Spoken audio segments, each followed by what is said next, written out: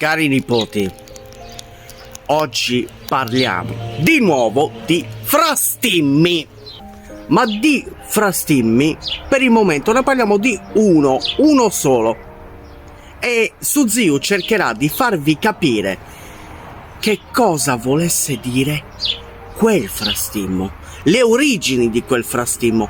Ma di chi stiamo parlando? Di che frastimmo stiamo parlando?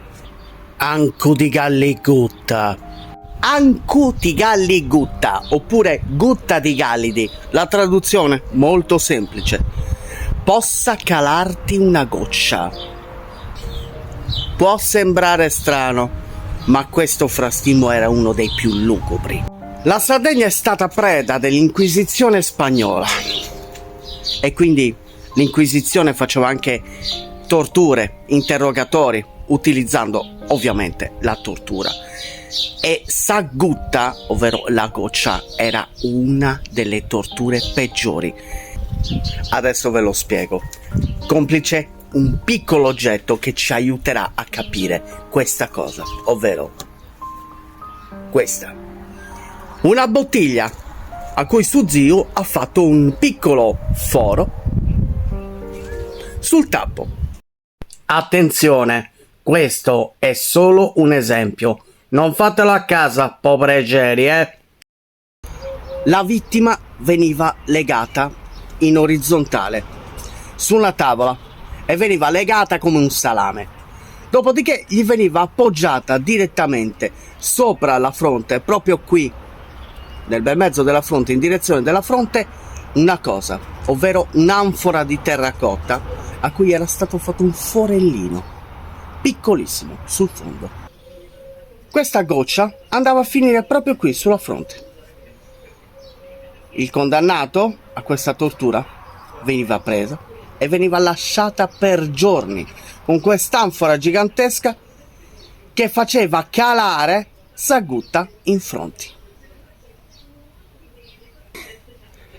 Dopo i primi minuti non succedeva niente, ma col passare del tempo la vittima aveva attacchi d'ansia, panico, tachicardia e portava inevitabilmente, inesorabilmente e crudelmente alla pazzia. Sagutta era una delle torture più efficaci, perché dopo un paio di ore le persone non ce la facevano più e quindi parlavano.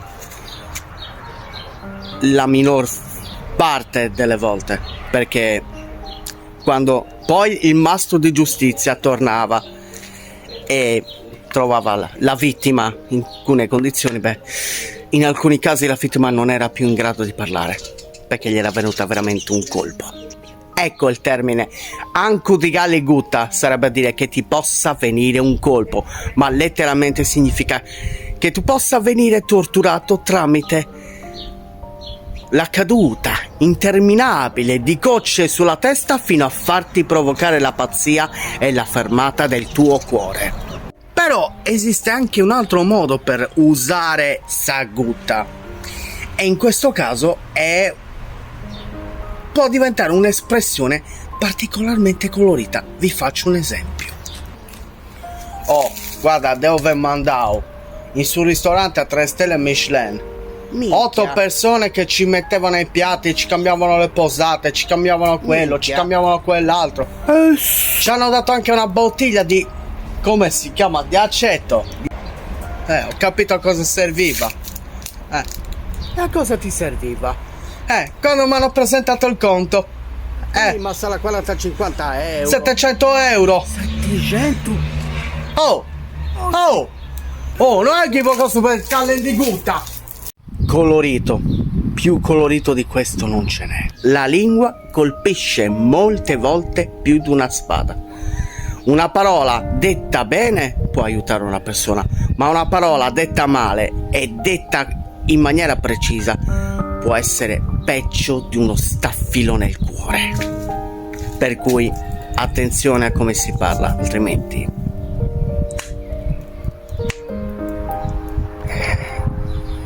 fa più male una goccia in fronte o una parola detta male di qualsiasi altra cosa al mondo.